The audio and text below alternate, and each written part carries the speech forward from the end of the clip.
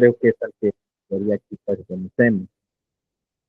Hay un tema aquí que quisiéramos, que quisiera tocar, y es por qué es importante conocer los atributos.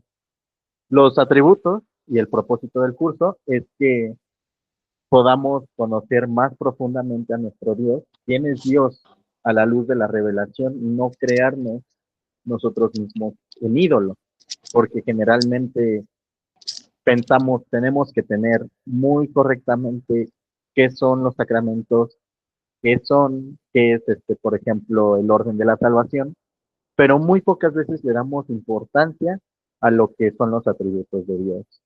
Entonces, conocer a Dios en su revelación es el primer punto, y el segundo es conocerlo en la revelación de su palabra, tanto en Jesucristo como en la Sagrada Escritura. Es muy importante que tengamos en mente que Dios no es algo, no es un objeto que podemos encerrar bajo nuestras categorías mentales en una casita y ya. Dios es más grande y debe de ser adorado más que cualquier otra cosa. Entonces, si no tenemos ninguna pregunta, comenzamos. El punto A. Quiero comenzar con ¿qué son los atributos divinos y por qué importan? Esta pregunta es bastante importante, porque los atributos son nombres a través de los cuales identificamos diferentes maneras en las que el Señor se revela hacia los hombres, y maneras, y estas maneras en las que los atributos no son conocidos es como nosotros como personas.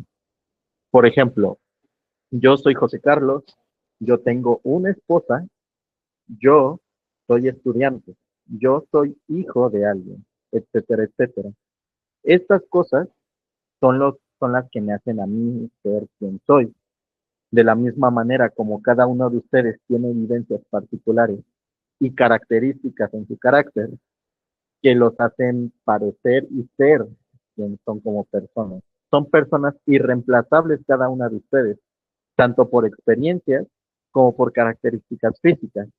El teólogo suizo Francisco Turretino, sucesor de Juan Calvino en Ginebra, dice lo siguiente: las propiedades esenciales por las cuales Dios se nos da a conocer a nosotros, esta es la definición de los atributos, por las cuales Él es distinguido de las criaturas, y son aquellos que son atribuidos a Él de acuerdo a la medida de nuestra concepción, a fin de explicar su naturaleza.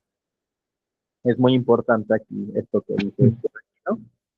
Porque también es Dios, no podemos comprender a Dios de una manera entera, sino que más bien tenemos que entender que Dios se nos revela poco a poco a nosotros, y solamente podemos conocer lo que Él quiere que conozcamos de Él. Esta frase de el libro de Deuteronomio: las cosas ocultas pertenecen al Señor, pero las reveladas Él nos las ha dado a nosotros. Esto es un punto bastante esencial. Los atributos en este sentido son lo que Dios nos ha querido revelar para que nosotros le adoremos y le sirvamos en este mundo, no solo de una manera práctica como tengo que actuar, tengo que movilizarme, sino también que le adoremos bajo una contemplación, que nos admiremos de la divinidad. La forma en la que los atributos divinos se presentan en la Escritura no es bajo una lista, sino que son cosas que el Señor va revelando gradualmente de su poder, según las necesidades u ocasiones en las que el pueblo de Israel pues lo requiera, y en el caso del Nuevo Testamento la Iglesia. Algunos de estos atributos son la simplicidad divina, la incomprensibilidad divina, o la justicia, la santidad o el amor. Esta es solo una lista pequeña de todas las cosas que Dios ha revelado a los hombres, unas más comprensibles que otras. Y justamente estos atributos tienen como fin que podamos confiar en Él, de que sepamos que lo que Él ha prometido lo va a cumplir. Es decir, si Dios ha querido decir, yo los voy a libertar del pecado, entonces demuestra que es castigador del pecado, pero que también es amoroso y brinda una salida del pecado. En este sentido, entonces, la Escritura está llena de un montón de atributos de características que podemos decir de Dios, pero nunca de forma ordenada. Tal vez, y esto lo digo especulando incluso, la lista tal vez más larga de atributos que podríamos encontrar se encuentran en el libro de Isaías y en los escritos del apóstol Juan. Isaías 40 al 48 hace el Señor hace un diálogo con el profeta y con los babilonios de por qué Él no es igual al resto de ídolos, sino que Él es un Dios fuerte, es un Dios grande y es un Dios que debe de ser adorado. Y el apóstol Juan, por otra parte, nos está hablando de un Dios pues amoroso, de un Dios que vino como luz y que el mundo decide rechazarlo, como un Dios que es luz, que es amor y que más importante que todo es espíritu.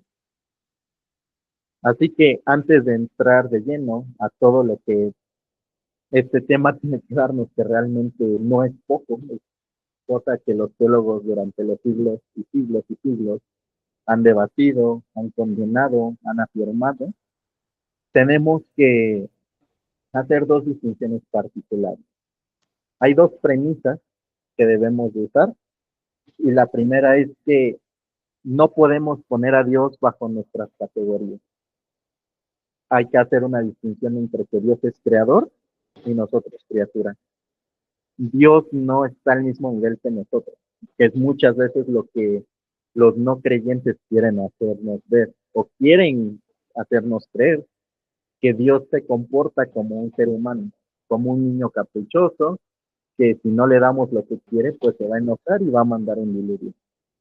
No, no, no. El Señor es tan infinito, es tan grande, que en palabras del teólogo Juan Calvino, Dios balbucea, habla como una nodriza a su bebé. Así que todo lo que podamos decir de Dios, solamente solamente se puede hablar en niveles comparativos, nunca como hechos firmes. De acuerdo al teólogo reformado y presbiteriano R.C. Sproul, que es tal vez uno de los teólogos que todos aquí conocemos y hemos escuchado al menos una vez, R.C. Sproul, y se los recomiendo bastante, tenía el don de hablar muy fácilmente a las personas, hablarles a las personas en su idioma, algo que no todos los teólogos tienen y que yo espero poderles transmitir también. Así que si tienen alguna duda, realmente con toda confianza pueden acercarse con ella. Sproul, en su libro Todos somos teólogos, nos habla de que hablamos de Dios, o existen tres maneras en las cuales se puede hablar de Dios: la predicación o el lenguaje o el discurso. El primero es el lenguaje equívoco, que se refiere a que un término es radicalmente diferente en su significado cuando se usan en dos cosas diferentes. Vamos a usar la palabra bueno. Cuando decimos que un perro es bueno, tendemos a decir o tendemos a referirnos con que el perro es realmente buen, tiene un buen comportamiento, ¿no? Pero cuando lo usamos en un hombre, podríamos referirnos a sus virtudes morales o podríamos referirnos a que tiene buenas capacidades para hacer algo. Este es el lenguaje equívoco. El lenguaje unívoco es todo lo contrario, es decir, exactamente lo mismo. Lo que se dice aquí y significa aquí, significa lo mismo en chino. En el lenguaje unívoco, uno emplea un término descriptivo que se aplica a dos cosas diferentes de forma equivalente. En este lenguaje, por ejemplo, podríamos, y que es tal vez el más común, en el que más hablamos, decimos que Dios es Padre, pero aquí entra el problema con el lenguaje unívoco. Si decimos que Dios es un Padre, entonces debe de tener por consecuencia dos cosas: una esposa y un hijo. Y para tener al hijo, tuvo que tener, pues ya sabemos, relaciones sexuales. Este es el problema con el lenguaje unívoco, que queremos decir lo mismo de Dios y del hombre, de la criatura, somos niveles. No hay ninguna comparación una distinción ni separación entre el Señor y nosotros. Y finalmente, el lenguaje que muchos teólogos dicen, este es el lenguaje bíblico, es el lenguaje analógico. La analogía es usada cuando uno emplea un término descriptivo que cuando se aplica a dos cosas diferentes, siempre, no, perdón, que es un punto medio entre estos dos y es una representación basada en una proporción. Es decir, nos, nosotros somos buenos, o si decimos yo soy bueno, pero Dios y Dios también es bueno, se refiere a que hay cierta similitud, pero una gran diferencia. Un perro y una persona pueden ser buenos, en este caso, y nos referimos, pero su bondad no es exactamente la misma. Lo mismo sucede cuando decimos que Dios es bueno. Nos referimos que su bondad es como o similar a nuestra bondad, mas no idéntica. Sin embargo, es lo suficientemente parecida para que podamos hablar de una manera significativa entre ambos. Es decir, hay cierto nivel de parecido, pero en Dios eso se maximiza todavía más. Nosotros al fin y al cabo solo somos seres finitos. Nosotros alcanzamos un límite, pero el Señor no tiene límites y ese es el punto del lenguaje analógico. No es reducir a Dios a categorías humanas, sino que es intentar comprender a Dios bajo nuestras mismas categorías. Pero, y aquí es importante, siempre teniendo en cuenta que el Señor siempre las va a sobrepasar. Esto es lo más importante en esto. Y aquí puede entrar una pregunta muy pertinente, que tiene que ver con la vida cristiana. ¿Y esto cómo se vive, no? Creo que es una de las preguntas que más se hacen, que generalmente más se nos, cuando nos preguntan en la iglesia, ¿y esto cómo se aplica a mi vida cristiana? Bueno, conocer a Dios es importante y conocerlo correctamente es necesario para saber hacer su voluntad. ¿Importa la doctrina de Dios? La respuesta contundente es un sí, porque el creyente le es mandado a amar al Señor con todo su corazón, con toda su alma y con todas sus fuerzas, de acuerdo al libro de Deuteronomio. Pero entra la pregunta, ¿cómo amará a quien no conoce? ¿Cómo amará y cómo conocerá a quien no le ha sido predicado correctamente? Es muy importante que conozcamos el carácter de Dios, porque el carácter de Dios nos va a decir cómo vivir nuestras vidas. Si solamente decimos que Dios es amor, bueno, pues adelante, amor es amor, ¿no? Pero si decimos que Dios es amor y Dios es santo, entra una distinción muy fuerte ahí. Porque es amor, nos manda a amar también, pero es santo, es apartado del mundo para un uso especial. Eso es lo santo, lo apartado. Así que conocer los atributos es algo muy importante para la vida del creyente. En medio de mucho relativismo moral, en medio de pues sociedades, porque ya no podemos hablar de la sociedad actual, ¿no? Tenemos gente de Venezuela, de Colombia, de Chile, o sea, tenemos gente de todo el mundo que vive realidades diferentes, pero que estamos unidos bajo el mismo Dios y estamos llamados a vivir bajo la sombra del mismo Dios, a responder a nuestras circunstancias particulares, pero con la misma palabra y con la misma doctrina. Entonces, si, si no tenemos nada más que decir sobre esta parte, es importante, si no hay una pregunta más, de si es importante conocer la doctrina de Dios, podemos continuar con la siguiente. La segunda razón por la cual la doctrina de Dios es importante es porque generalmente cuando preguntamos cómo se vive la doctrina o debo de vivir la doctrina o hacemos menos la doctrina y queremos más ir a la práctica, reducimos el cristianismo solamente a reglas morales. Tengo que cumplir esto para, para estar bien con Dios. Me tengo que comportar de esta manera para que yo esté en paz con Dios y Dios no me castigue. Y muchas personas solamente dicen, sigue el ejemplo de Jesús y ya. Pero, ¿qué Jesús? Esta es la pregunta importante.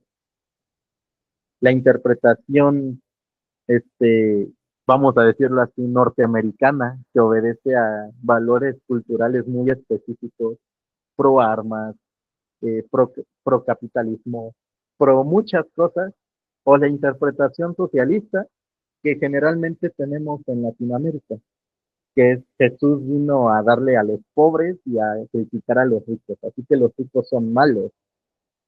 O la de los teólogos liberales, que decían, fue un gran maestro moral,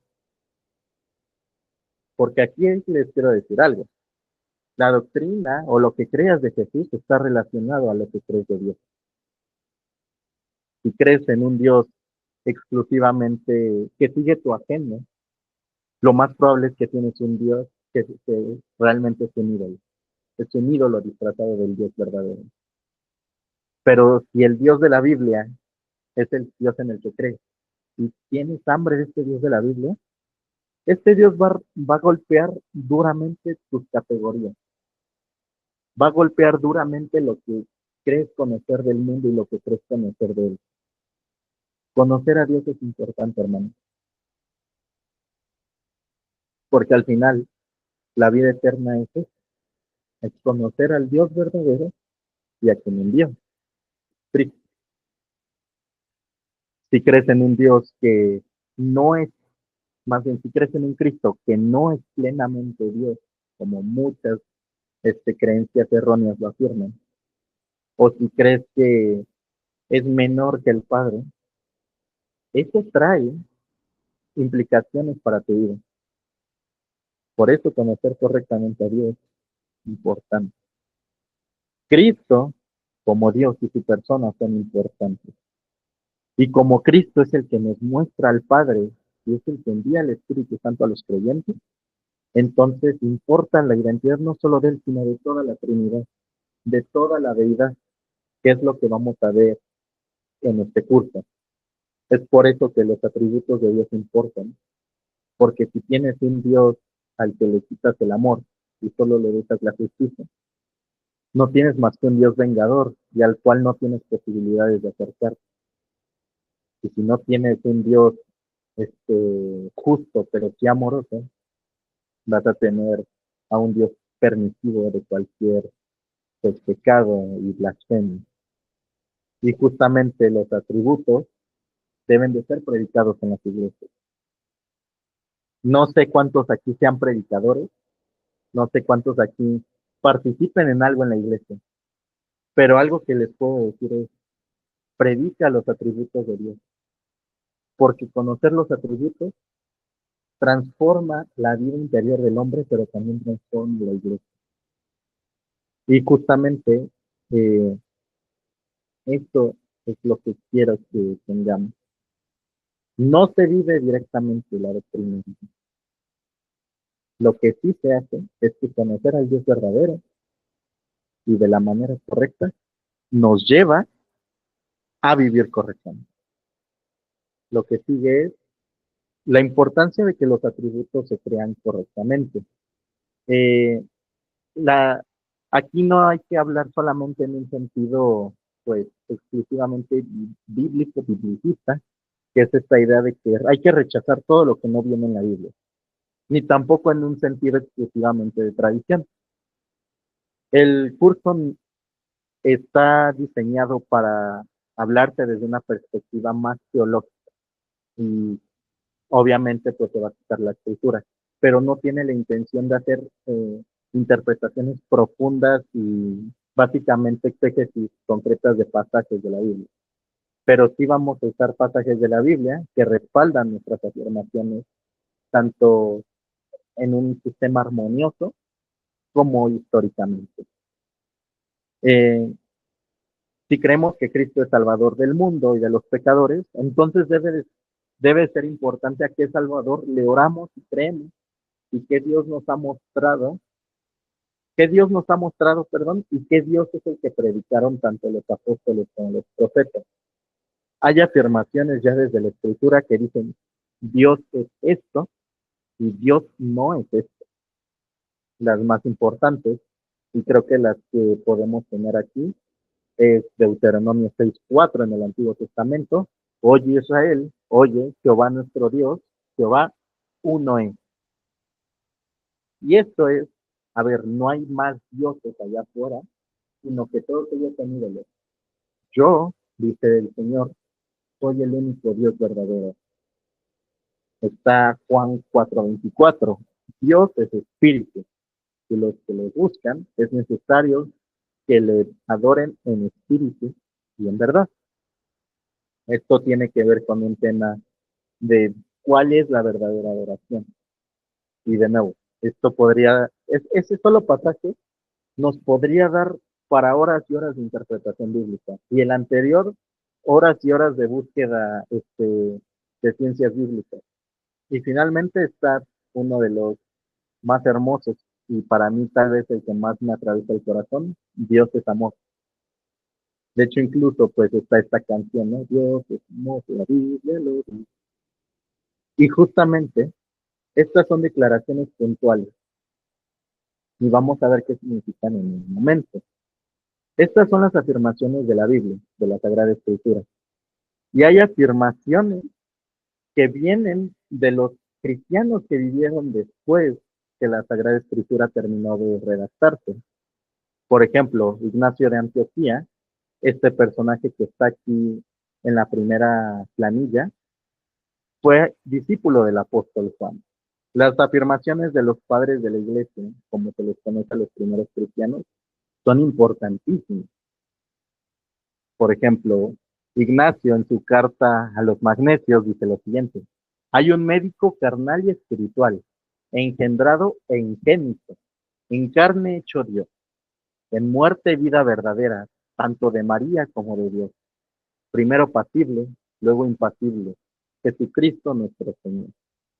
Esto que dice Ignacio, esta es una respuesta hacia los ataques de quienes decían Cristo no se ha encarnado, Cristo solo tenía apariencia de humano, que es una de las formas de herejías más primitivas que hay realmente en la historia de la iglesia. Y esta otra del filósofo cristiano Justino Mártir. Mas nosotros creemos que Dios es algo más excelente que todas las cosas sujetas a mudanza, puesto que es el creador de todas ellas. Como vemos, las afirmaciones de los primeros cristianos tienen un fuerte sabor a Biblia y también de la grandeza de Dios. Ignacio de Antioquía, especialmente muy acorde a la primera epístola de Juan y al Evangelio de Juan, y Justino Mártir al Antiguo Testamento. ¿A qué me haré semejante? Dice el Señor en el Antiguo Testamento. Y el verbo se hizo carne y habitó entre nosotros, como dice Ignacio, como dice el apóstol Juan. Y aquí es muy interesante, porque aunque estos autores no son definitorios para nuestra fe, ellos no definen lo que es nuestra fe, sí nos dan un testimonio para poder interpretar correctamente las escrituras. Y justamente son ejemplos del pasado que nos dicen quién era Dios para los primeros cristianos, para aquellos que le siguieron a los apóstoles. Y uno puede preguntarse, ¿dónde está esto en la Biblia? ¿No? Y justamente, repito, estos autores se basaron en la Biblia para sus afirmaciones. En el caso de Ignacio de Antioquía, les escribe a puros cristianos. El propósito de las cartas de Ignacio de Antioquía era que los creyentes conocieran a Dios y se fortalecieran en esa comunión, en esa fe con el Padre, con el Hijo y con el Espíritu Santo y entre creyentes. En el caso de Justino Mártir, tenemos otro asunto, que es que Justino se dirige a los no creyentes. El, los judíos y los paganos son los dos públicos principales de Justino. Y a los paganos les dice, mira, tú crees que Dios es así, es mudable, que vive en el mundo, que básicamente le gusta pues meterse con los hombres y hacer guerras y provocar guerras y hacer cualquier clase de destrucción. Y Justino les dice, pero no, el Dios verdadero es diferente. El Dios verdadero no pelea y no se irrita de tal manera que descarga toda su ira sobre los humanos como lo haría un gobernante déspota y loco. La Biblia, la Sagrada Escritura, es lo que define nuestras creencias. Nosotros creemos que Dios es amor, no porque lo diga Ignacio o lo diga Justino, sino porque lo dice la Biblia. Nosotros creemos en la encarnación del Hijo, porque la Biblia lo dice.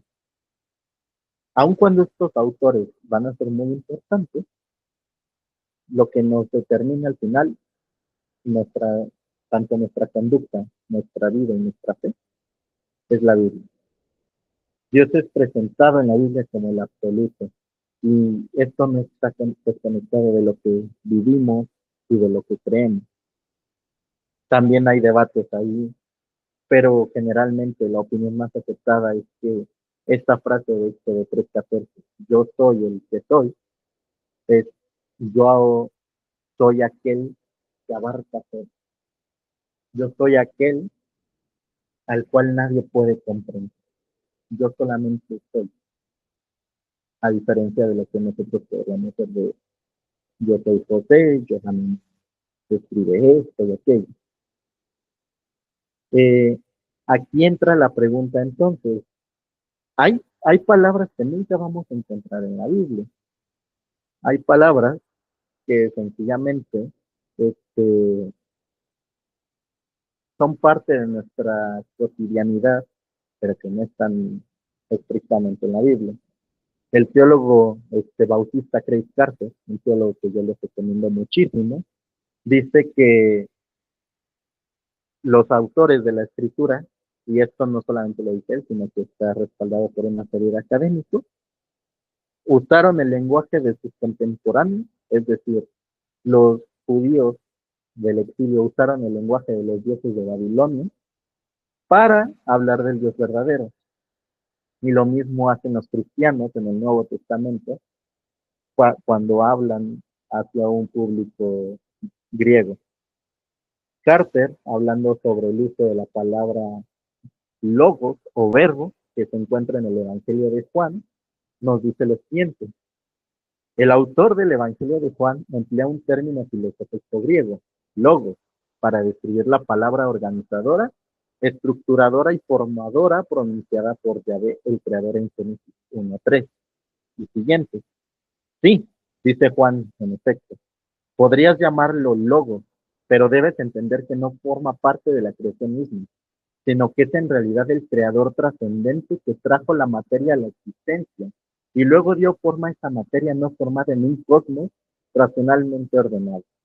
El verbo era Dios, la idea estoica de logos, los estoicos son una escuela filosófica que de hecho en Hechos 17 el apóstol Pablo, en Lucas registra que debatieron con el apóstol Pablo, se transforma fundamentalmente de un principio inmanente del cosmos, es decir, que habita aquí con nosotros y que está en ti y en mí, en una expresión del ser trascendente del Dios creador.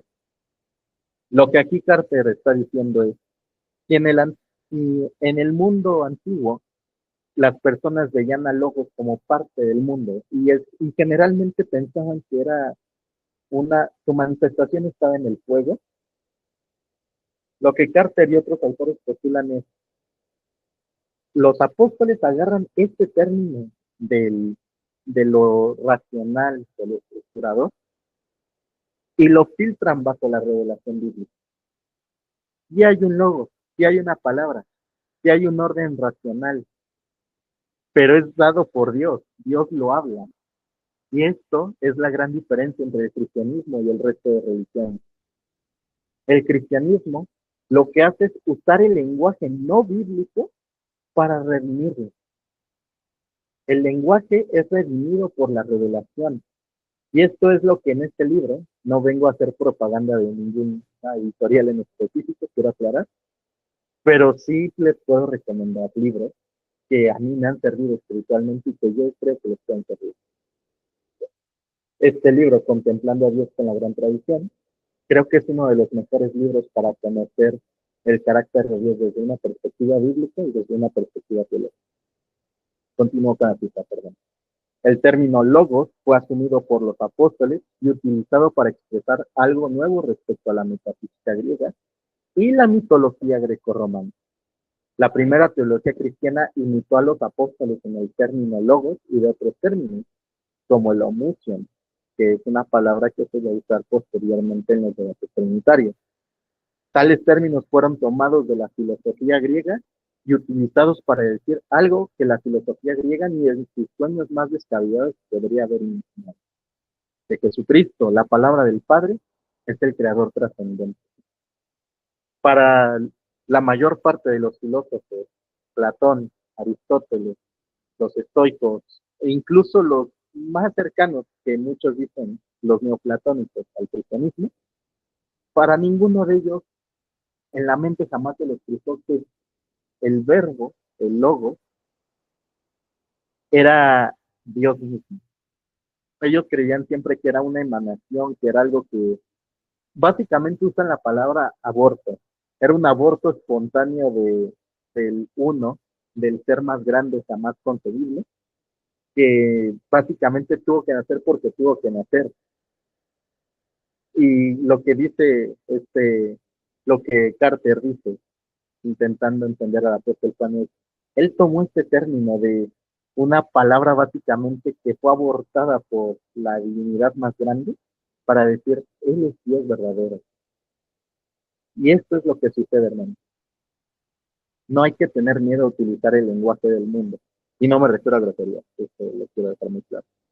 Me refiero a los términos del mundo para poder entender al mundo.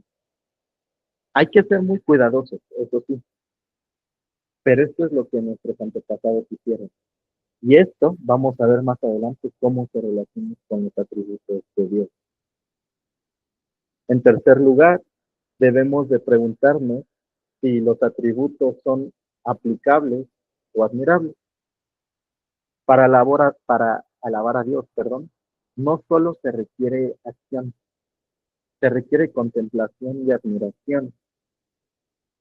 Constantemente a los creyentes nos gusta afirmar que la doctrina que no se vive no vale la pena creerla o tenerla como parte de nuestra vida cristiana.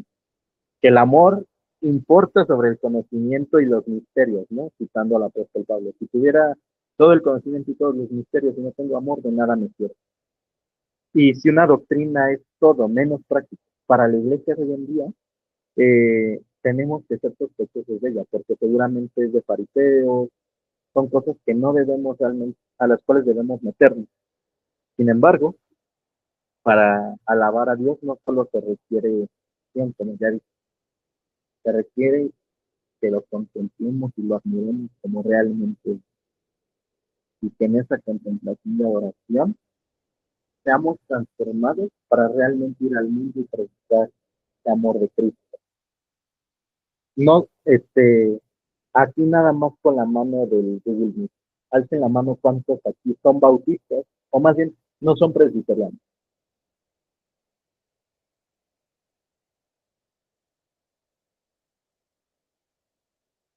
Uno, dos, ok, vale. Tres, vale, gracias. Ya con eso. Supongo que, bueno, al no ser presbiterianos, cada una de sus iglesias tiene sus propias declaraciones de fe. Lo que cada, básicamente es como esta idea de nosotros como iglesia presbiterana de Springfield, por decir un ejemplo muy ridículo, tenemos nuestra confesión de fe. Las asambleas de Dios tienen una, los bautistas tienen otra, los anglicanos, aprovechando que mi hermano Carlos está aquí, tienen otra, que son los 39 artículos de la religión. Los presbiterianos tenemos la confesión de fe de Westminster como la confesión más importante, subordinada a la Biblia, y los bautistas particulares eh, tienen la confesión de fe Bautista de Londres de 1689, que si conocen al pastor Giselle Michelin, es a la que él escribe. Eh, esta confesión de fe, redactada en los 1600, básicamente tiene un capítulo sobre la escritura, el cual expone cuál es la postura sobre las iglesias evangélicas sobre lo que es la Biblia. En el capítulo 1, párrafo 6, nos dice la confesión: el consejo completo de Dios tocante a todas las cosas necesarias para su propia gloria y para la salvación, fe y vida del hombre está expresamente expuesto en las Escrituras, o se puede deducir de ellas por buena y necesaria consecuencia. A esta revelación de su voluntad, nada hay que añadirse, ni por nuevas revelaciones del Espíritu, ni por las tradiciones de los hombres. Sin embargo, confesamos que la iluminación interna del Espíritu de Dios es necesaria para que se entiendan de una manera salvadora las cosas reveladas en la palabra, y que hay algunas circunstancias tocantes a la adoración de Dios y al gobierno de la Iglesia, comunes a las acciones y sociedades humanas, que deben arreglarse conforme a la luz de la naturaleza y de la prudencia cristiana, pero guardando siempre las reglas generales de la palabra que han de observarse bien. Entonces, lo que la confesión de esta de Westminster aquí nos está diciendo, y que creo que todos estamos de acuerdo, es que Dios se ha revelado en la Sagrada Escritura y nos la ha dado a nosotros para que le conozcamos. Lo que aquí es importante es, no todo en la Biblia es claro. Por ejemplo, busquen el versículo donde venga la palabra Trinidad y no lo van a encontrar. Porque esta palabra fue acuñada haciendo una buena y necesaria consecuencia de lo que la Biblia sí dice, que el Hijo es Dios también y que es igual al Padre, y que el Espíritu Santo merece una misma adoración con el Padre y el Hijo. O sea, estas cosas no vienen estrictamente en la Biblia, sino que incluso a veces parecen contradecir la misma Biblia. Porque, por ejemplo, si uno dice, Dios debe de ser, es el único que debe de ser adorado, y uno va a los evangelios y ven que dice, se postraron ante él, es decir, a Jesús, y le adoraron, uno puede decir, pues aquí hay una contradicción, ¿no? O sea, ¿cómo Dios puede ser adorado? Y justamente es por una deducción y una necesaria consecuencia, podemos decir que el Hijo es Dios porque es adorado junto con el Padre, y que es distinto del Padre, porque el Padre habla desde una voz en el cielo y el Hijo está en la tierra. Estas cosas son buenas y necesarias consecuencias.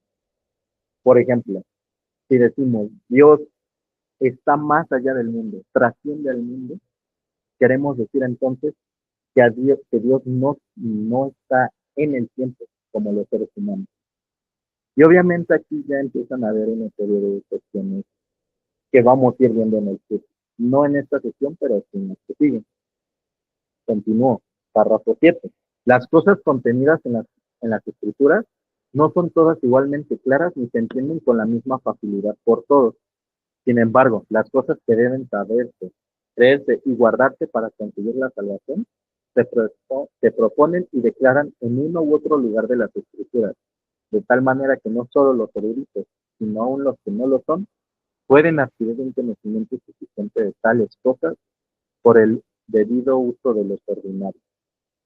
Entonces, la doctrina de Dios no es extraída de pasajes explícitos, sino que es deducida a base de elementos que se hacen del exégesis. Y en este curso lo vamos a hacer desde una perspectiva cristiana y reformada. Y, pero para eso va a ser inevitable que nos vayamos un poquito a la historia. Aquí es donde se va a poner un poquito pesado, y no se preocupen porque vean tantos nombres y tantos autores. Esto solamente es parte del curso de esta introducción para que vayamos viendo qué es lo que se viene y que realmente exploremos el mundo de la filosofía, que es algo maravilloso. Pero siempre, y esto es muy importante, siempre agarrados de la Biblia. Vamos a hablar de los paradigmas orientales y occidentales. ¿Qué es esto? Bueno, como la mayoría saben, el cristianismo como religión es demasiado grande. Básicamente es la religión más grande del mundo. Lo que seguramente muchos no sabíamos cuando nos convertimos es que el cristianismo está dividido en milésimas de diferentes expresiones. Pero hay dos expresiones mayoritariamente grandes. La expresión oriental del cristianismo y la expresión occidental. Estas no son excluyentes entre sí, pero sí hay diferencias muy notables. Una es conocida de modo general en el este del mundo, en toda la región de Grecia, Rusia, incluso en Asia, conocida como la Iglesia Ortodoxa. Y como saben, pues lo que predomina en Europa y en América es la Iglesia Católica Romana. Muchas personas creen que básicamente son como dos iglesias que se odian y hasta cierto punto es cierto. Y creen que su diferencia más grande tiene que ver con que la Iglesia Ortodoxa no es un papa y la Iglesia Católica Romana sí. Y al mismo tiempo, en el cristianismo occidental nos dividimos nuevamente en dos grandes fracciones, la Iglesia Católica Romana y las iglesias protestantes. Básicamente, si tu iglesia no se adhiere ni a la Iglesia Ortodoxa ni a la Iglesia Católica Romana, uno entra como protestante y como evangélico. Aquí entran no denominacionales, pentecostales, anglicanos, bautistas y básicamente cualquier tradición y cualquier iglesia que afirme la doctrina trinitaria. Está el protestantismo clásico también y el protestantismo evangélico, que es tal vez a lo que en la mayoría estamos acostumbrados. Y por otra parte, cuando los evangélicos empezamos a estudiar mucho estos paradigmas orientales y occidentales, pensamos que la Iglesia Católica Romana y la Iglesia Ortodoxa son iguales, pero no, porque también aquí hay una gran diferencia. Y esto fue lo que realmente provocó la separación entre estas dos iglesias, aparte del Papa. Y es de quién procede el Espíritu Santo. Cuando hablamos del Espíritu Santo, generalmente nosotros se nos llena a la mente estos pasajes, estos capítulos del Evangelio de Juan, capítulo 15 y 16, cuando habla del Consolador, del Espíritu de verdad. Este Espíritu, Jesús dice, yo se los voy a enviar. Pero, pero la forma de entender que el Espíritu es enviado varía muchísimo de iglesia a iglesia. Por ejemplo, como cristianos occidentales nosotros, este, desde básicamente el año 589, creemos que el Espíritu Santo, o más bien declaramos abiertamente que el Espíritu Santo procede del Padre y del Hijo, que es una doble profesión. Pero en el cristianismo oriental se cree que el Espíritu Santo procede exclusivamente del Padre. Y aquí uno se puede preguntar a Chifi, pero si la misma Biblia dice, yo les enviaré al Espíritu Santo. Ok, una cosa aquí, y aquí es donde todo se va poniendo muy quisquilloso, porque para nosotros, que el Hijo envíe también implica una procesión, es decir, el Espíritu tiene su origen en el Padre y en el Hijo. Pero en el cristianismo oriental no es así, sino que el Padre es la fuente del Hijo y del Espíritu separadamente. Y básicamente por esto fue por lo que en el año 1054 se excomulgaron, básicamente se condenaron al infierno una iglesia de la otra. Un cardenal enviado por el Papa llega a la iglesia de la iglesia ortodoxa, a su iglesia más grande, y pone ahí en la mesa de la comunión el papel que lo restriega así de, tú ya no eres cristiano, y se va de la ciudad. Y unos días después, el patriarca, el pastor de Oriente, hace exactamente lo mismo. Le manda una delegación al Papa que va a Roma y le dice, tú ya no eres cristiano tampoco. Nosotros también te condenamos al infierno. Y aunque en su momento no tuvo grandes repercusiones, esto comenzó realmente a distanciar a las iglesias. Y realmente es una división que lleva casi 1000 años.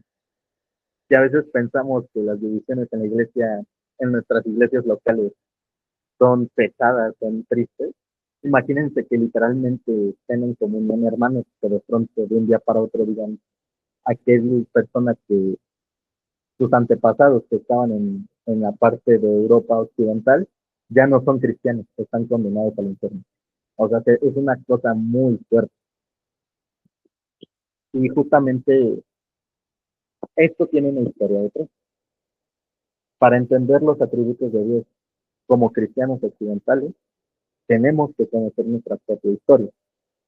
Los cristianos occidentales formularon la doctrina trinitaria, su doctrina base. La Trinidad es la base de toda doctrina cristiana para hablar de Dios. Estos lo formularon en base a sus teólogos de sus propias regiones. Francia, España, África del Norte, todavía incluso las Islas Británicas e Italia. Estos autores, algunos de los más conocidos, fueron Tertuliano y Cipriano de Cartago, Ambrosio de Milán y el más importante, Agustín de Hipona. La teología occidental se desarrolla y usa conceptos primariamente del orden jurídico. Es decir, todos estos autores, o en su mayoría, fueron abogados antes de ser cristianos y antes de ser pastores o teólogos. Y esto hay que tenerlo muy presente y muy en cuenta.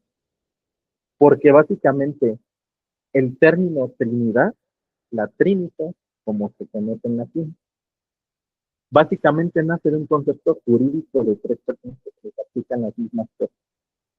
Y esto es muy interesante, porque generalmente lo que se conoce en derecho, el derecho romano, tiene un gran papel juega un gran papel a la hora de que nosotros entendamos la Biblia, incluso.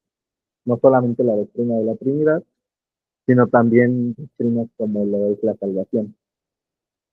La aparición de la palabra Trinidad se da en el libro Contra Praxeas del escritor latino Tertuliano. En su párrafo 2 dice lo siguiente: creemos que hay un solo Dios, pero bajo la siguiente dispensación o oikonomía, como se dice, que este único Dios tiene también un hijo, su verbo, que procedió de sí mismo, por quien fueron hechas todas las cosas y sin el cual nada fue hecho. A este, es decir, al verbo, creemos que fue enviado por el Padre a la Virgen y nacido de ella, siendo hombre y Dios, hijo del hombre e hijo de Dios, y llamado con el nombre de Jesucristo. Creemos que él sufrió, murió y fue sepultado según las Escrituras, y después de haber sido resucitado por el Padre y llevado de regreso al cielo para estar sentado a la diestra del Padre, que él ha de venir a juzgar a los vivos y a los muertos, quien también envió desde el cielo del Padre según su promesa, el Espíritu Santo, el Paráclito, el santificador de la fe de los que creen en el Padre y en el Hijo y en el Espíritu Santo. Como si así también uno no fuera todo, en todos son de uno, por unidad, es decir, de sustancia. Mientras aún se guarda el misterio de la dispensación que distribuye la unidad en una Trinidad, colocando en su orden las tres personas, el Padre, el Hijo y el Espíritu Santo. Tres, pero no en condición sino en grado, no en sustancia sino en forma, no en poder sino en aspecto, pero de una sustancia, de una condición y de un poder, por cuanto en un solo Dios, de quien se contan estos grados, formas y aspectos, bajo el nombre del Padre, del Hijo y del Espíritu Santo. A lo mejor aquí uno acaba con la actividad medio revuelta porque estoy diciendo sí, pero no, sí, pero no. Sí en condición, pero no en condición. Sí en sustancia, pero no en sustancia.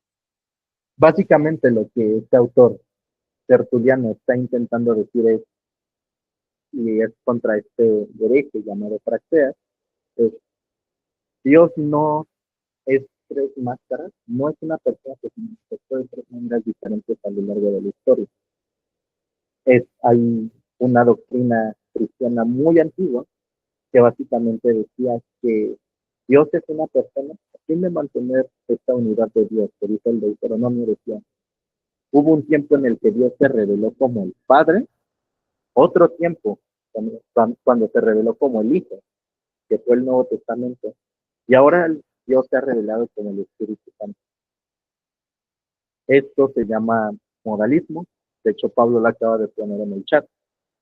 y quiere decir que Dios se revela en modo. Tertuliano está criticando estas ideas y dice, no, no, no, a ver, Dios no es modo, Dios es tres personas y estas tres personas comparten una misma condición y sustancia, pero pero no es que, no es, vaya, no es como yo, que soy papá, soy un hijo, soy un estudiante y soy un esposo. No, dice, hay tres personas diferentes que son visiblemente distinguibles, usando la palabra visiblemente con mucho cuidado, que se nos han revelado en la escritura. Es un misterio porque básicamente no hay, no, una sustancia no puede tener a tres personas que existen, pero sí es algo que se cree que la Biblia nos está diciendo. Una buena y necesaria. Hoy vamos a estar usando esta frase bastante en este curso, así que espero no hartarles con esta frase. Sin embargo, el primero en articular la doctrina que definió el cristianismo occidental fue San Agustín de Hipona, quien afirma que el Espíritu Santo es un regalo del Padre hacia el Hijo y del Hijo hacia el Padre. Antes de Agustín hay ciertos autores, como lo fueron Hilario de Poitiers, un obispo francés, un pastor francés, que es exiliado durante las persecuciones de las últimas persecuciones cristianas y es enviado a Oriente, y él tiene contactos con los pastores de esas regiones y cuando regresa defiende la doctrina de la Trinidad. Otro muy importante, y que está aquí detrás de hecho, es Ambrosio de Milán. Ambrosio defiende la doctrina de la Trinidad, especialmente en los libros de la fe y del Espíritu Santo. En estos dos libros, Ambrosio ya no está atacando las mismas doctrinas que Tertuliano. Ataca otras doctrinas que se conocen como el arrianismo, que dice que Jesús fue y es un ser creado por el Padre. Es la criatura más grande que Dios creó y se le puede llamar Dios, pero solo por sus acciones, no por su esencia. Y esta parte de esencia es muy importante, porque los cristianos creemos que el Hijo es verdaderamente Dios, que el Hijo no tiene el título de Hijo de Dios o de Dios Todopoderoso, sino que por el mero hecho de existir, de ser Cristo, es Dios Todopoderoso y Dios verdadero. Agustín recibe todas estas influencias y básicamente termina con esto. Y esto termina afectando a un concilio en España que se llama el Concilio de Toledo, la Reunión de Toledo, donde los cristianos occidentales empiezan a afirmar cuando recitan el credo de Nicea: creemos en el Espíritu Santo, Señor y dador de vida, que procede del Padre y del Hijo.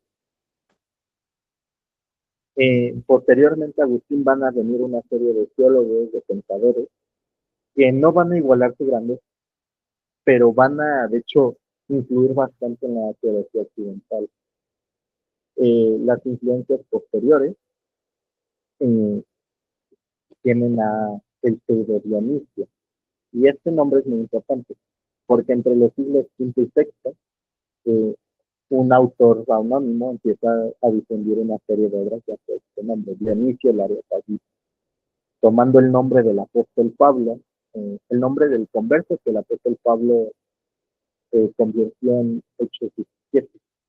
El trabajo de Dionisio el Areopagita es muy importante en la historia de la iglesia. Posteriormente se le aplica el término pseudo, porque es un falso Dionisio. Principalmente las obras de Dionisio son de los nombres divinos y las jerarquías celestiales. Él tiene mucha influencia eh, platónica de los filósofos platónicos, neoplatónicos, y básicamente lo que él empieza a hacer es una estructuración del mundo muy interesante. no necesariamente bíblico, pero sí que refleja cómo era el mundo de su época. Tampoco necesariamente científico y moderno como lo entendemos, porque la ciencia moderna, porque él también empieza a meter temas de los planetas y todas esas cosas. Eh, Después de el pseudo-Dionisio viene la Edad Media. Durante la Edad Media, en Occidente, se desarrollan ciertos autores que son muy importantes para nuestro cristianismo occidental. Después del cisma de 1054, Anselmo, obispo o pastor de Canterbury, escribe varias obras defendiendo tanto la existencia de Dios como intentando explicar la Trinidad de una forma racional y tal vez el más importante aquí, de la procedencia del Espíritu Santo. Y Tomás de Aquino, que es básicamente, junto a Agustín, los dos teólogos más importantes que ha tenido el cristianismo occidental.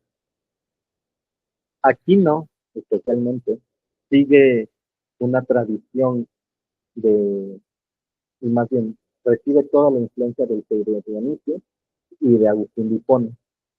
Y en la Suma Teológica, que básicamente son mínimo 4 volúmenes en cualquier edición que me encuentre, va refutando, va tratando temas por cuestiones o por preguntas y va haciendo objeciones que él mismo plantea de por qué Dios no existe y las va respondiendo. Y lo mismo, ¿puede Dios ser una persona o tiene que ser tres? Y así va básicamente respondiendo a cada una de las cosas. Aquí no es muy importante porque él termina influenciando a los teólogos protestantes y evangélicos. La primera generación de reformadores, que son básicamente a quienes nosotros atribuimos recuperar el evangelio, por más que intentaron distanciarse de estos autores antiguos y decir nuestra doctrina es exclusivamente bíblica, tienen influencias innegables de estos autores. De hecho, hay una objeción bastante común que es que los reformadores rechazaron todo lo medieval.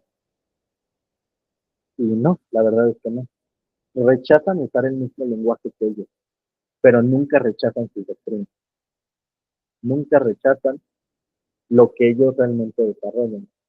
Y una generación o 2 generaciones después del inicio de la Reforma Protestante, uno encuentra nuevamente estos autores siendo citados y elogiados por los cristianos protestantes y evangélicos, tanto de la tradición reformada, de la tradición luterana, de la tradición anglicana y de la tradición bautista.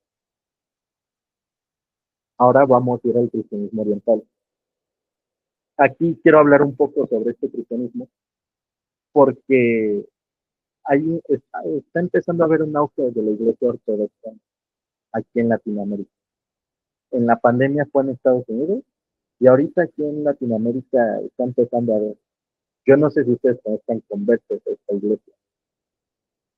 Y si no, pues me alegro hasta cierto punto y si sí, pues vamos a ver las diferencias. Y por qué estas diferencias sí son algo que tenemos que conocer para, y ni siquiera si nos vamos a convertir, solamente decir, ¿sabes qué? Esto es lo que creemos como diferentes tradiciones. El cristianismo oriental va a basar su teología trinitaria en el credo niceno-constantino-actualizante, que es básicamente el credo que todos hemos escuchado alguna vez en la iglesia. Si somos de iglesias históricas, como la iglesia anglicana, la luterana o la reformada, lo recitamos seguramente cada vez que hay con el Señor. Si no, aquellos que vienen de trasfondos católicos romanos, seguramente lo han escuchado. Creo en un Dios Padre Todopoderoso, que ha de redistribuir a la tierra de todo lo visible en el Señor Jesucristo, Dios de Dios, Dios de luz, Dios verdadero de Dios.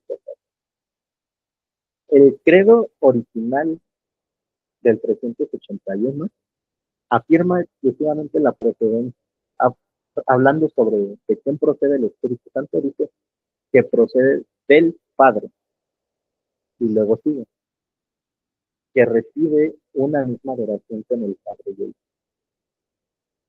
Este credo es básicamente el fundamento de esta iglesia, sin este añadido. Y también los escritos de algunos autores de aquí, ¿verdad? Los padres Capadocios, Gregorio Nazanceno, Gregorio de Niza y Basilio de Cesarea. Estos tres teólogos forman como que este grupo de amigos que básicamente se enfrentaron a las herejías que decían que Jesús no era Dios de verdad. Y Juan Damasceno, que es un autor pues, bastante posterior, pero que termina ayudando en la formación del cristianismo occidental.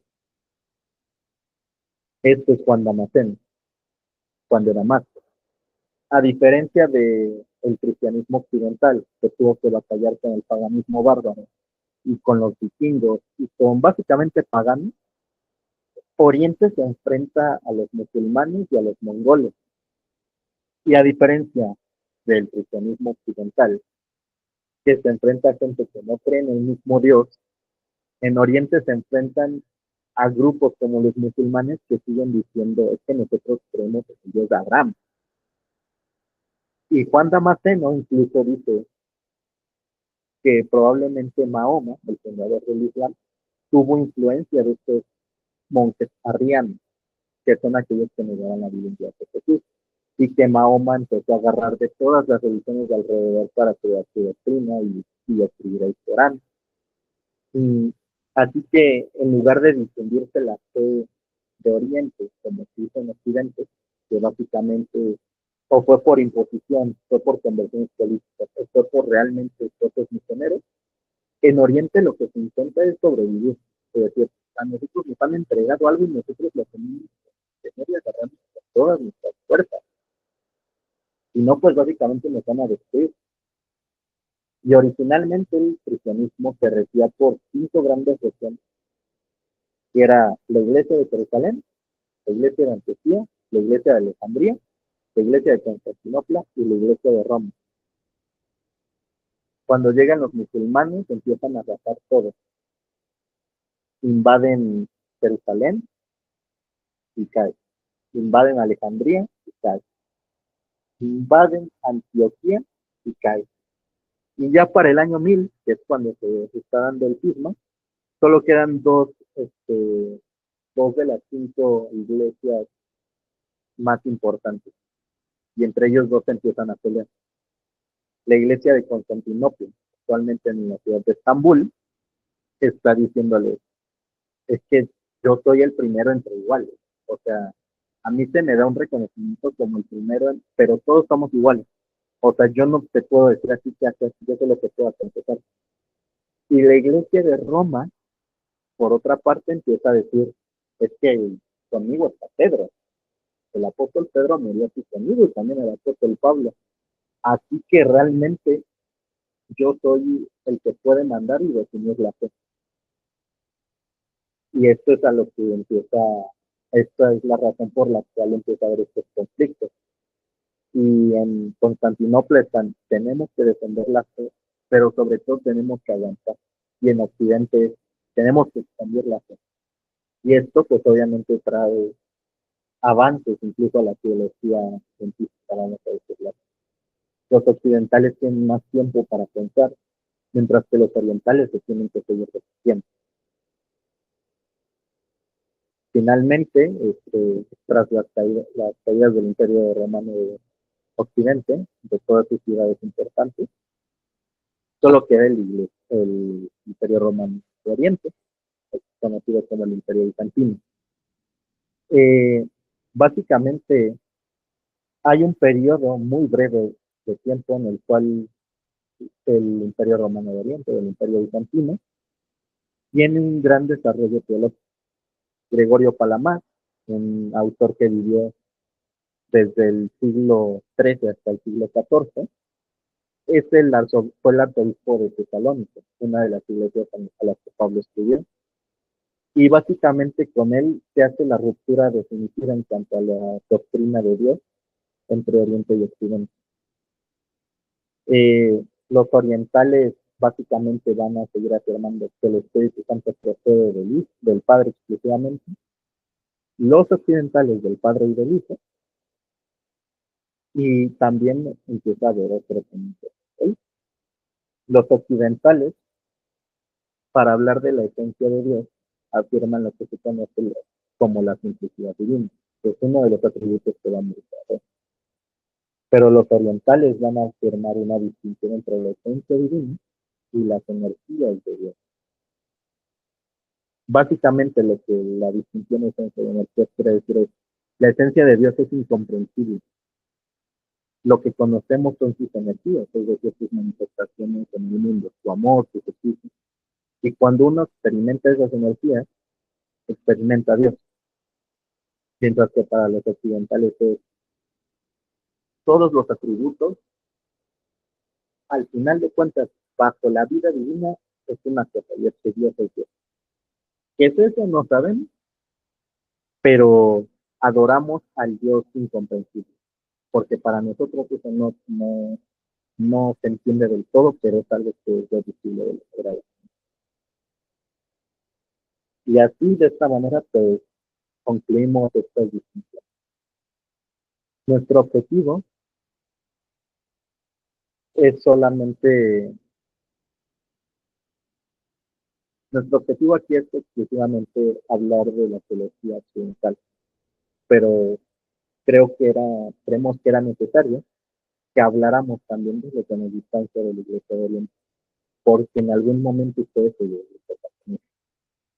como occidentales vamos a seguir un modelo virginiano que realmente creemos que es el modelo bíblico. Y también pues entra la pregunta aquí. ¿De verdad debo de creer todas estas cosas para salvarme? Porque pues parece que es mucho, ¿no? ¿Y qué pasa si no tengo el tiempo de aprender todo?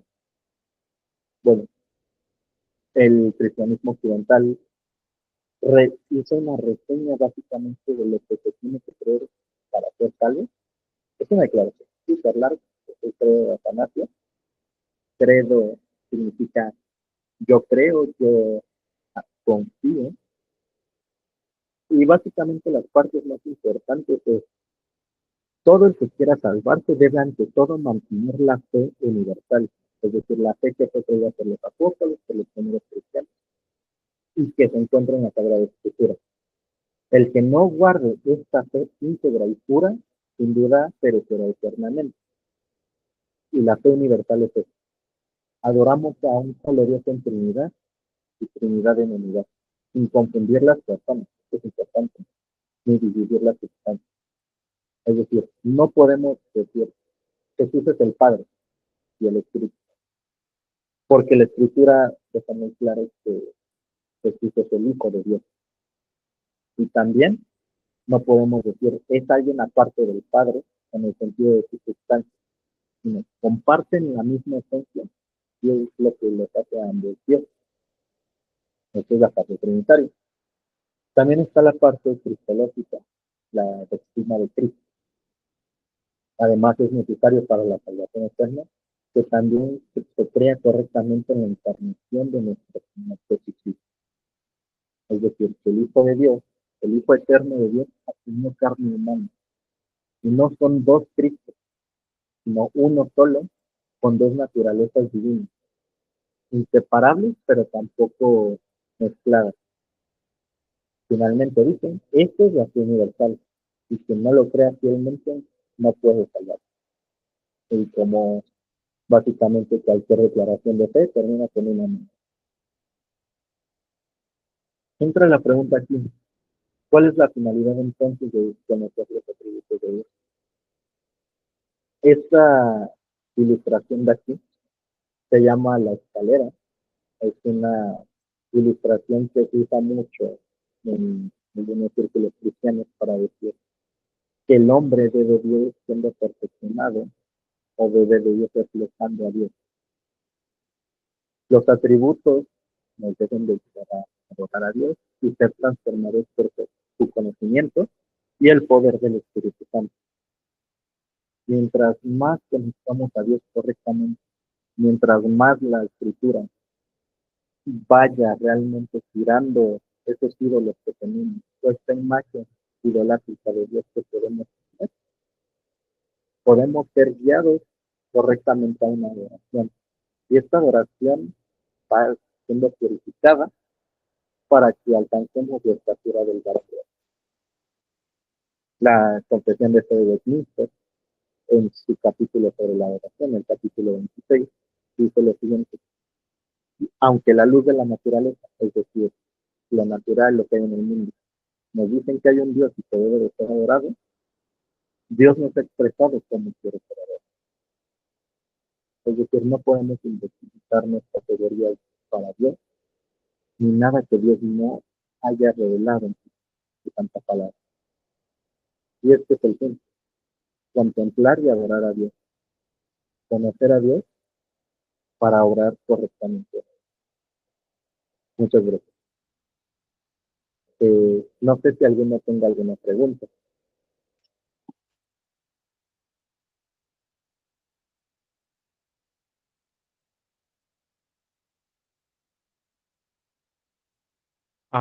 Me gustaría hacer un comentario, José. Eh, Todo este concepto teológico, histórico que nos has brindado, puede resultar un tanto complicado de entender cuando es la primera vez que interactuamos con este tipo de acervo, ¿no? Eh, y la verdad es que agradecemos a Dios por la oportunidad que te da de que nos compartas. Y es muy importante, ¿no? Recalcar lo siguiente, sobre todo cuando comenzábamos con las diapositivas, hablabas acerca de algo que es muy importante, que es el lenguaje analógico, que es algo que nos permite, ¿no?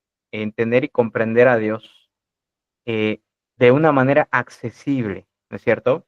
De repente, todas estas citaciones que haces nos pueden llegar a marear un poco, pero son muy importantes para aquellos quienes quieren trazar un cristianismo doctrinalmente robusto, sobre todo aquellos quienes quizás no estén muy familiarizados con la rama histórica del protestantismo. Es muy importante que entendamos por qué utilizamos estos conceptos, ¿no? Y me viene a la mente el aspecto del lenguaje analógico, precisamente porque es una forma en la que se consigue entender aquello incomprensible de Dios y que nos distingue muchas veces de el concepto de divinidad que tenían los filósofos paganos, ¿no? Por ejemplo, Aristóteles, que consideraba a Dios, ¿no? Como el primer motor, ¿no? O motor inmóvil. Él hacía una observación y que es muy importante porque Santo Tomás de Aquino la toma, pero la pule y la traza a una manera dogmática de ver las cosas. Y él dice, Aristóteles, que Dios es trascendente, uno de los atributos que comentaste en algún momento, pero es tan trascendente Dios que no hay forma de que Él pueda interactuar con sus criaturas, ¿no? Es decir, este Dios que es omnipotente, este Dios que es atemporal, este Dios que es primer motor, motor inmóvil, es tan, tan, tan grande, tan, tan infinito que no podemos acceder a él, ¿no es cierto? Y es muy, muy curioso porque precisamente la fe cristiana lo que hace es precisamente acceder, hacernos aceptos a un Dios demasiado importante, demasiado grande, de tal forma que nosotros podemos acercarnos a través de Cristo hacia ese Dios trascendente, ¿no? Y venimos a hablar de la inmanencia.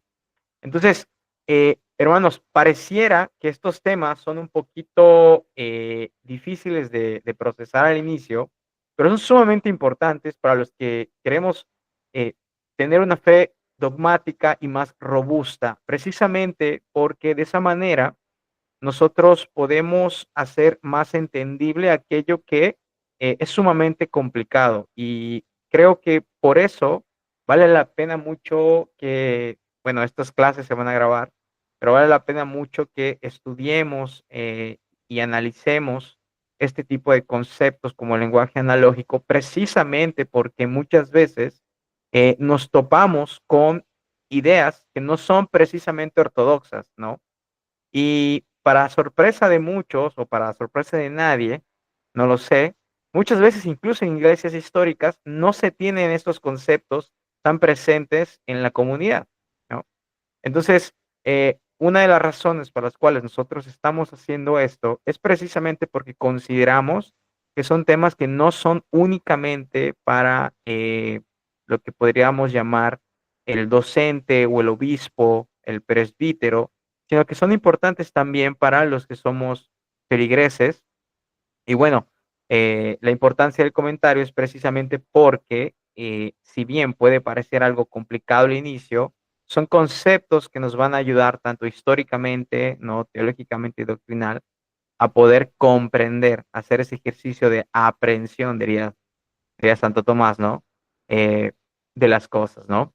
Entonces, ese es mi comentario. No sé si alguien más tenga algún otro comentario.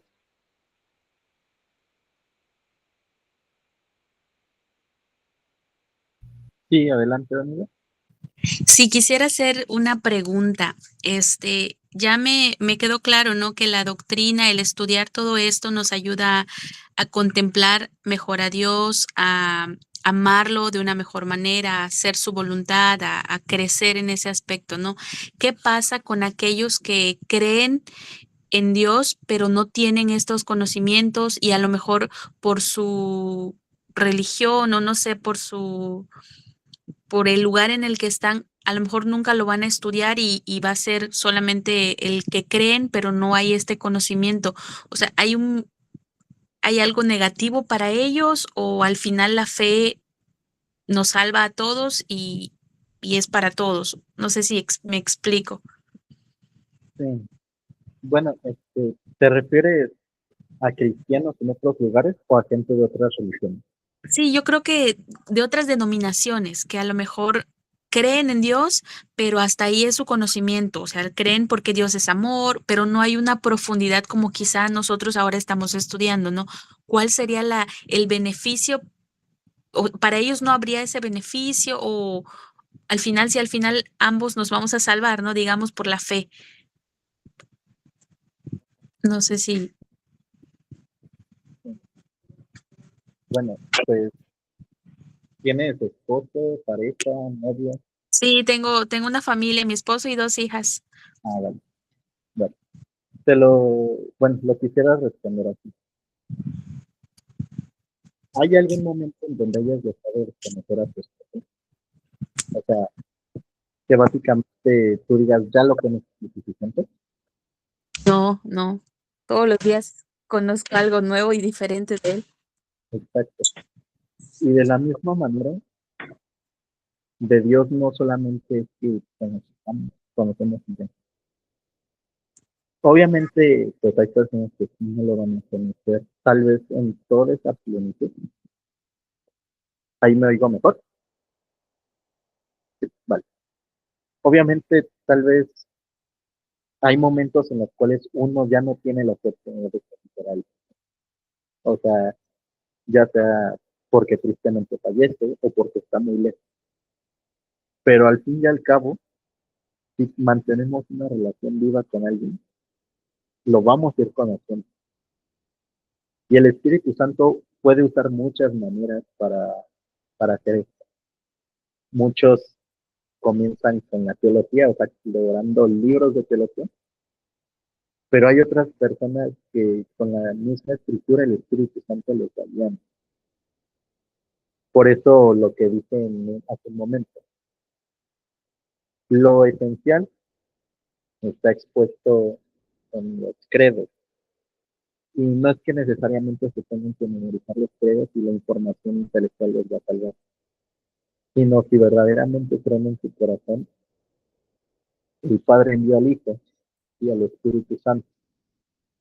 O sea, si una persona cree eso y verdaderamente tiene una confianza de corazón, no solamente una afirmación racional, podemos estar seguros que van a ser salvados.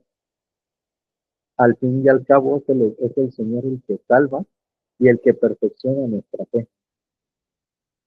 Obviamente, algo muy importante aquí, que me quisiera agregar con esto concluir, es que todos, el apóstol Pablo dice que todos seremos juzgados por nuestra obra, que todo será probado por fuego. Y, y sí, el Señor a todos nos va a juzgar, incluso a nosotros como creyentes. Nuestras obras van a ser pasadas por fuego y seremos juzgados por eso. Pero el punto es, queremos presentarnos lo mejores, lo más limpios, con la conciencia lo más rectamente limpia posible delante de nuestro Señor. No dudamos de la salvación de quien no conoce todos estos conceptos, pero sí es necesario que conozcamos mejor para más mejor. No sé si eso responde realmente a tu pregunta. Sí, sí me queda un poquito más claro todo.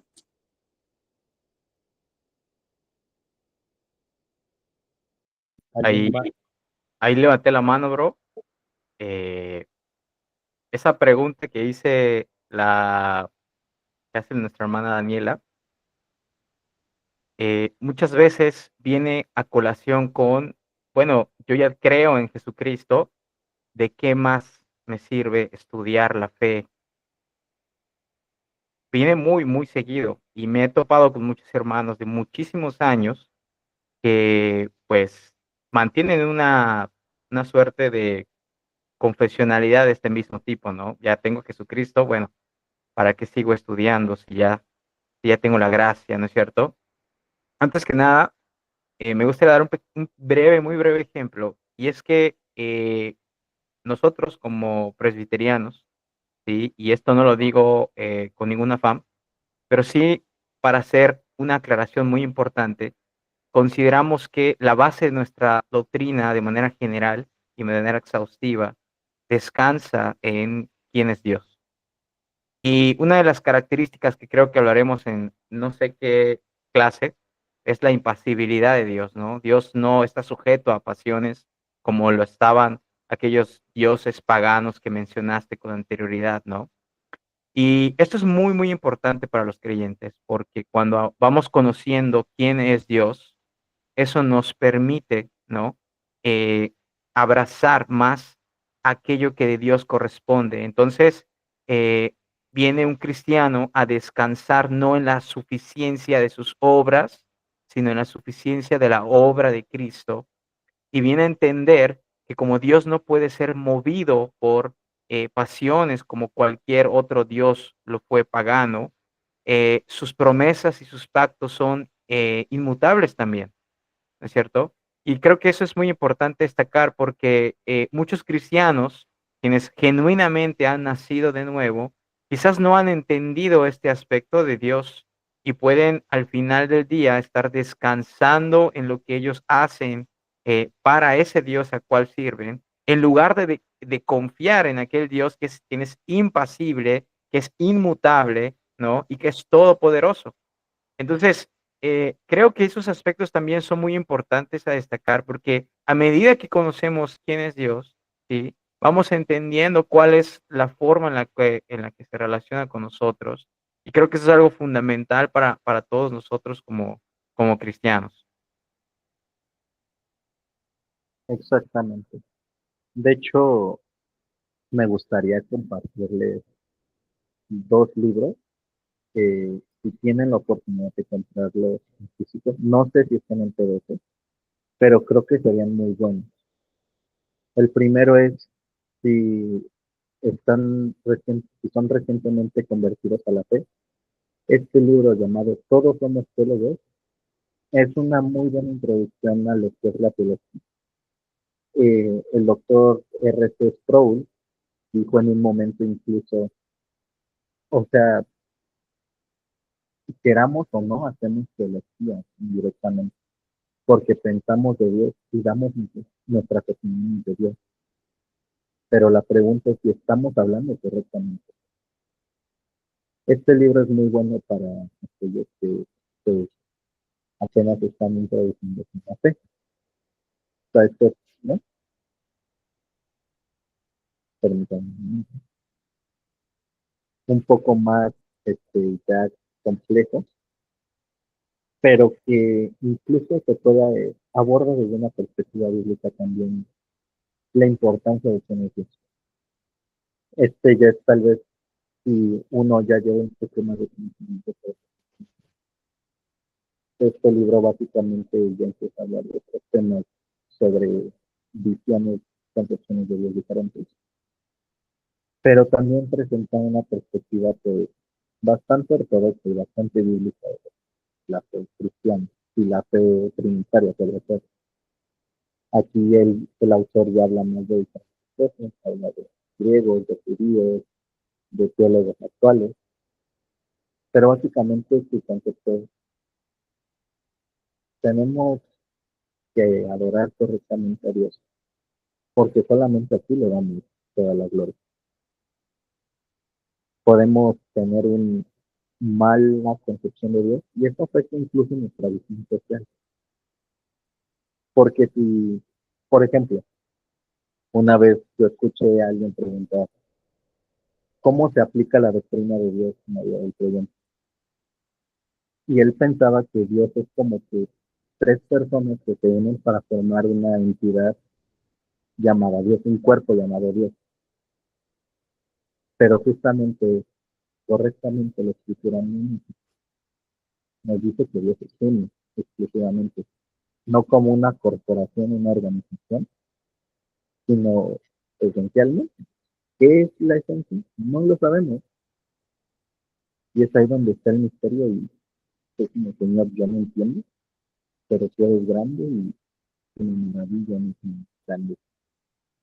Esos son estos dos libros.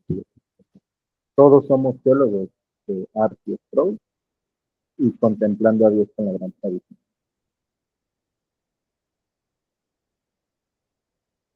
No sé si alguien más tenga alguna pregunta.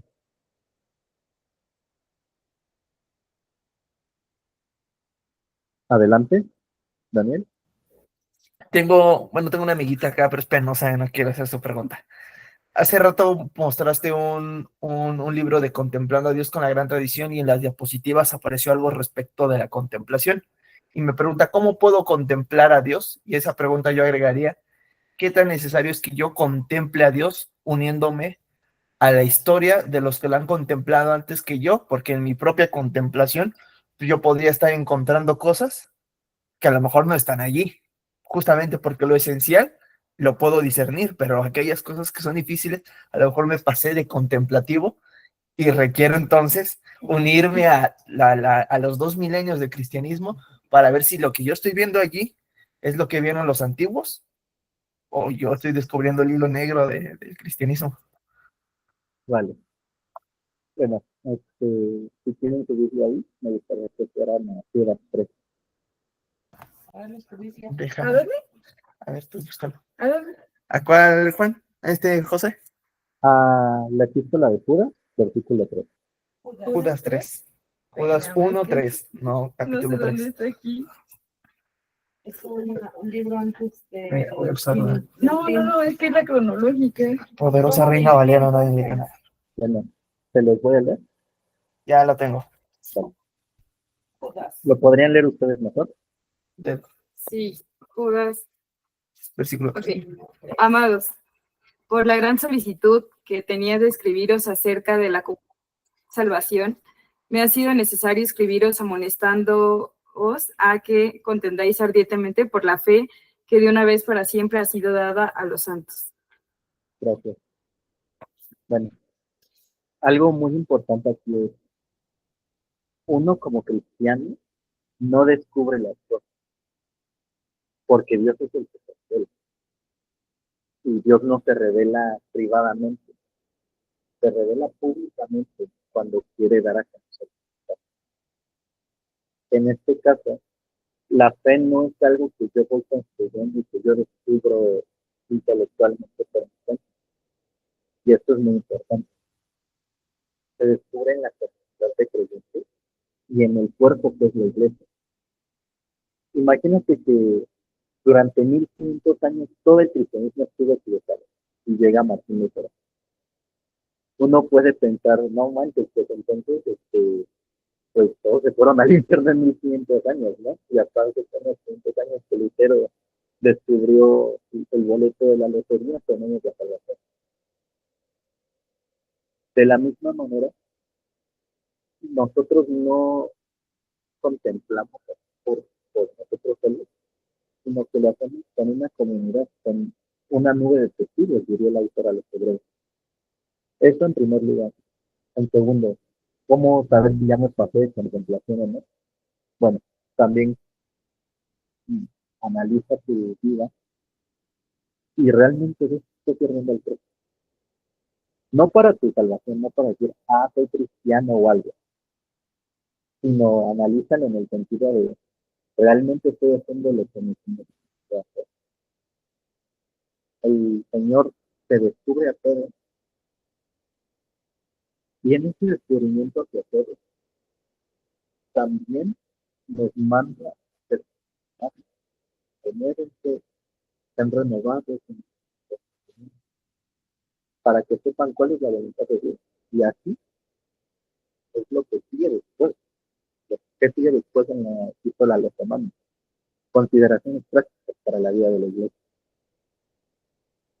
De esta manera, doctrina y vida nunca van a separar, porque la doctrina transforma la vida y la vida nos va enseñando, nos va dando el conocimiento del Espíritu Santo a través de la acción para saber qué sí, qué no está bien. No sé si eso contesta la pregunta.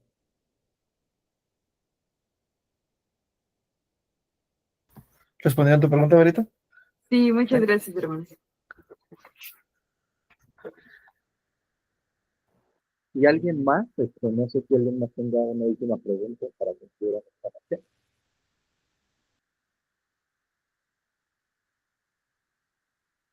Yo creo que no. Bueno, pues muchas gracias a los que se pudieron conectar. La verdad es una bendición para nosotros como en Westminster también estar compartiendo esto. Es algo que realmente de nuestros corazones nace para el pueblo de Dios. Este curso, como saben, es completamente gratuito, pero si realmente nos quisieran apoyar, si no nos, si nos quisieran apoyar de alguna otra manera eh, y contribuir para que podamos también mejorar los estudios, mejorar la calidad y también traer pues, contenido de calidad para ustedes, nos pueden apoyar en esta cuenta. Si no pueden apoyarnos económicamente, está bien, con sus oraciones y compartiendo este contenido, pues nos basta. Y también si de sana destinación. Ahí les dejo en pantalla la cuenta en la cual nos pueden apoyar. Y sin más, sin nada más que agregar por esta noche, gracias por su atención y nos vemos el siguiente jueves con la gracia de Dios. Les pedimos que les pido a todos que nos estemos en actitud de oración. Señor y Padre, gracias porque te has revelado, porque te has revelado como Padre, como Hijo y como Espíritu Santo. Señor, lo que decimos de ti es apenas la superficie, Señor, pero te pedimos por favor que en lo poco que nos has revelado y que conocemos podamos ser transformados a ti. Gracias, Señor, porque enviaste a tu Hijo Cristo y que tu Hijo nos enseñó un camino hacia ti y la vida. Te pedimos, Señor, que puedas prosperar este trabajo, no para nosotros, sino para que todos te alaben y glorifiquen, porque el Dios Santo, el Dios de amor, el Dios de justicia, pero sobre todo Dios, el Dios de los dioses. Gracias, Dios. Nos encomendamos en tus manos en esta noche y te pido por cada uno de mis hermanos aquí, nuestros hermanos de Chile, nuestros hermanos de Colombia, de Venezuela, de México, de Estados Unidos y de cualquier lado que nos esté. En Jesucristo Cristo te agradecemos y pedimos esto. Amén. Hasta luego, hermanos. Dios les Nos, bendiga. Gracias y paz. nos vemos la siguiente semana, hermanos, en el mismo horario que hoy. Bendiciones.